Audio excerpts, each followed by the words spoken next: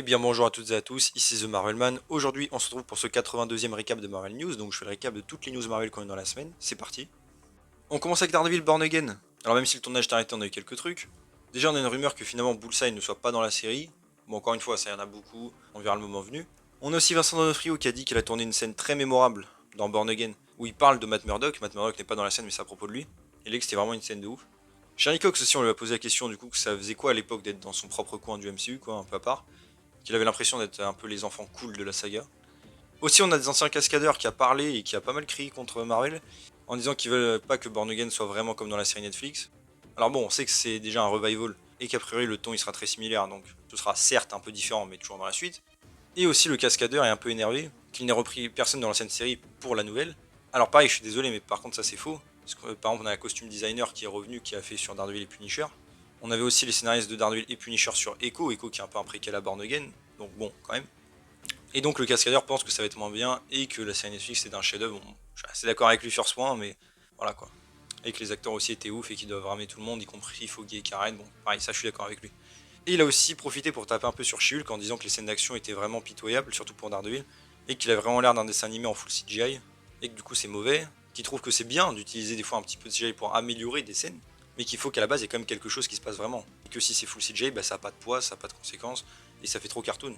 Et qu'à l'inverse, quand lui travaillait sur la série, tout ce qu'il faisait était réel, et du coup, pareil pour Charlie Cox, c'était plus viscéral, et on ressentait vraiment ce que le personnage ressentait quand il se battait. Et bon, alors évidemment, sur ce point-là, je suis complètement d'accord avec lui, c'est littéralement ma critique dans She-Hulk.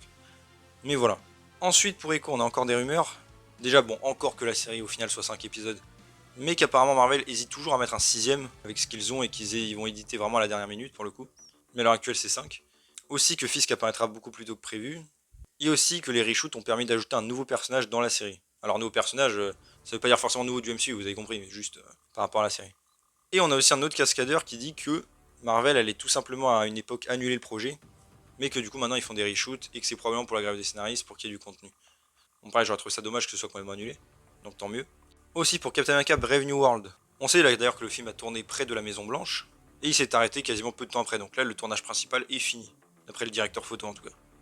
Ensuite, on a Anthony Mackie qui a donné pas mal de détails. Déjà que sa relation avec Ross dans le MCU, General Ross, c'est qu'ils ont toujours été amis et qu'ils se respectent, mais qu'il y a toujours une espèce de petite embrouille entre eux. Pareil, alors pour l'instant dans l'émission on n'a jamais vu ça, mais bon, ok.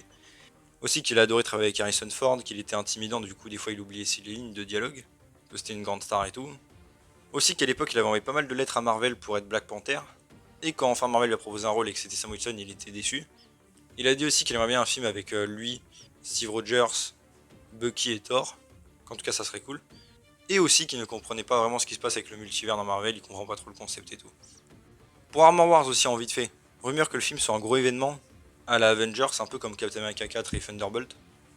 Pour les Gardiens de la Galaxie Volume 3 aussi, je rappelle que le film va sortir en VOD ce vendredi, donc il finira sa course avec 835 millions à peu près, c'est pas mal.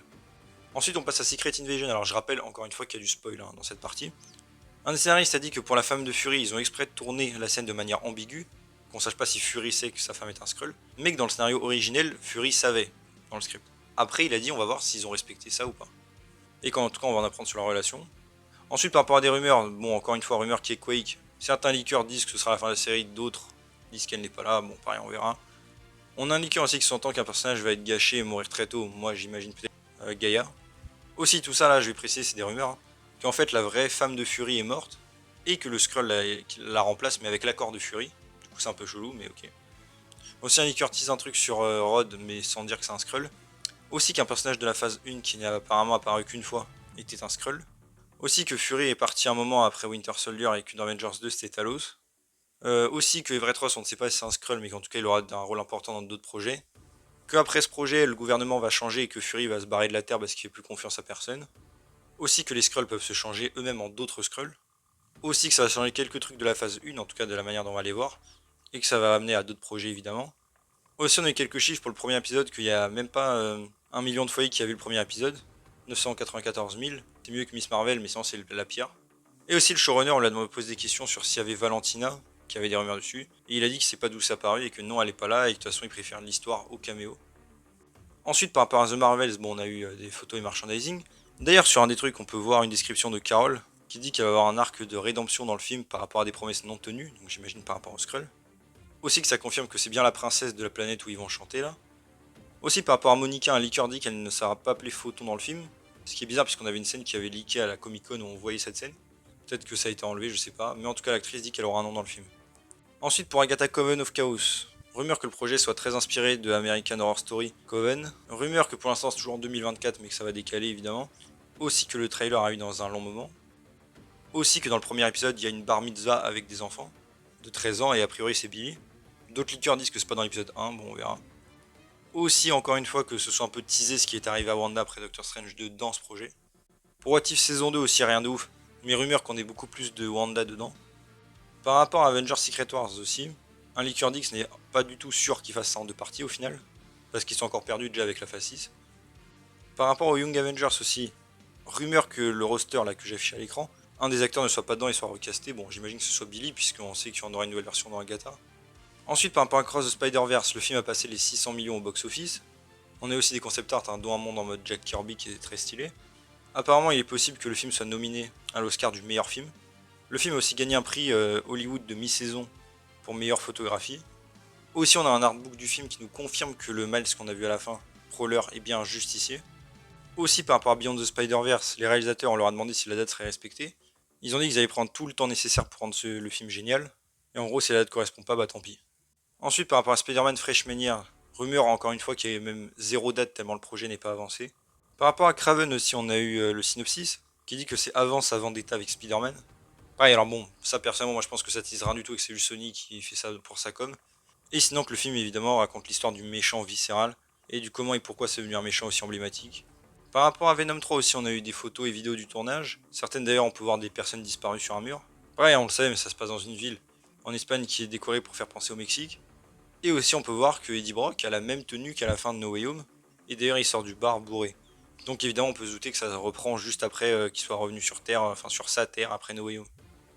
Ensuite par rapport aux 4 Fantastiques, alors toujours avec le casting, apparemment cette fois-ci Adam Driver aurait demandé trop d'argent et du coup serait viré. Aussi apparemment que Margot Robbie le soit aussi, et David Gibbs en chose pas sûre. Certains disent maintenant que Krasinski est de retour en possibilité, d'autres disent que non. Aussi toujours par rapport à Reed, des liqueurs ont teasé un lien avec Doctor Who et certains ont même dit que ce serait peut-être Matt Smith. En vrai j'ai envie de dire pourquoi pas. Rumeur aussi toujours que Vanessa Kirby puisse être la femme invisible et qu'apparemment on lui a offert le rôle. Et aussi que désormais Joseph Quinn, vu dans Stranger Things, puisse être le premier choix pour jouer Johnny. Alors bon perso là je trouve que ça correspond pas. Ensuite par rapport à Deadpool 3, alors pas mal de trucs. Déjà on aurait eu un leak du film que je vais vous afficher, évidemment vous pouvez mettre sur pause si vous voulez lire. Leak assez détaillé. Mais alors, sur la question de est-ce qu'il est vrai ou pas, bah, pas mal de leakers un peu s'embrouillent. Certains disent que oui, certains disent que non, et surtout qu'il y a beaucoup de parties qui en tout cas sont réelles. Et pas forcément tout ce qu'il y a écrit. Mais en tout cas, de quelques trucs qu'on peut voir qui a priori sont faux, c'est que la Wanda du MCU ne possède pas la Wanda 838, même si elle apparaîtrait. Et aussi, évidemment, là ils en parlent pas dans le leak, qu'il y aura beaucoup plus de personnages, comme le Daredevil de 2003 ou les 4 Fantastiques.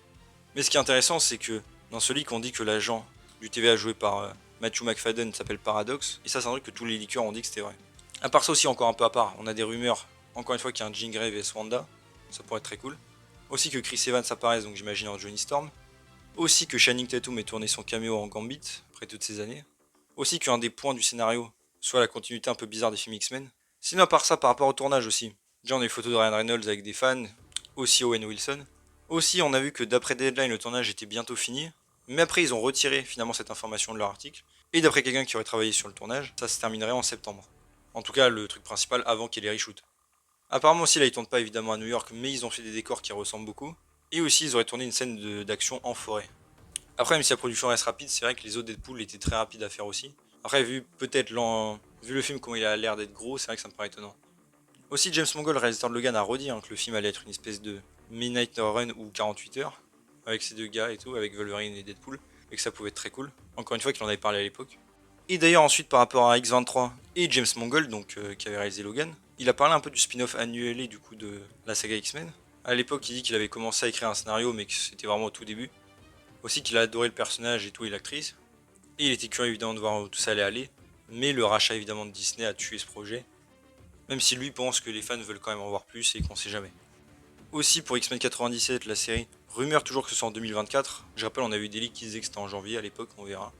Ensuite, par rapport à Blade, rumeur encore que le projet soit toujours R-rated et que la nouvelle histoire soit fantastique. On espère. Aussi, même si c'est hors MCU pour la série Moon Girl, on a Maria Hill qui reviendra dans la saison 2.